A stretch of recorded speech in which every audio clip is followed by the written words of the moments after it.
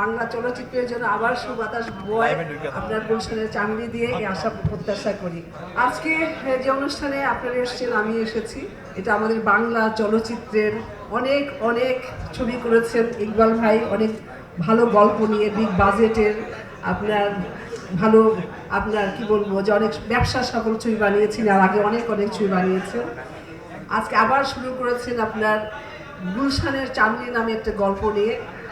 আমি এত মুগ্ধ, এত ভালো লেগেছে আমার, যখন আমার গল্পটা শোনালো আমি বললাম যে ঠিক আছে, গল্পটা অনেক সুন্দর। তারপর আমার যে চরিত্রটার কথা বলেছি, আমি একদম মুগ্ধ। আপনারা সবাই জানেন আমি অনেক অনেক বছর কিন্তু আমাদের বাংলা চলচ্চিত্রের ছবিতে অভিনয় করি না।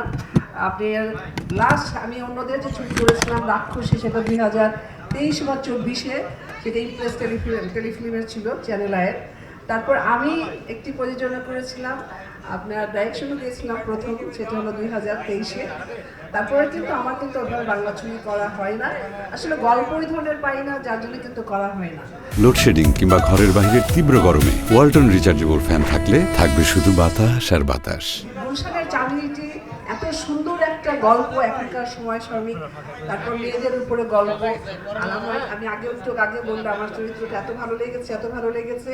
আর ইকবাল ভাই তো আপনারা জানেন যে উনি ওনার ডাইরেকশন, ওনার যে ছবির গল্প আর এত মানে মেকিং, সব কিছু মিলেই কিন্তু এত সুন্দরভাবে ছবি মানে তুলে ধরেন।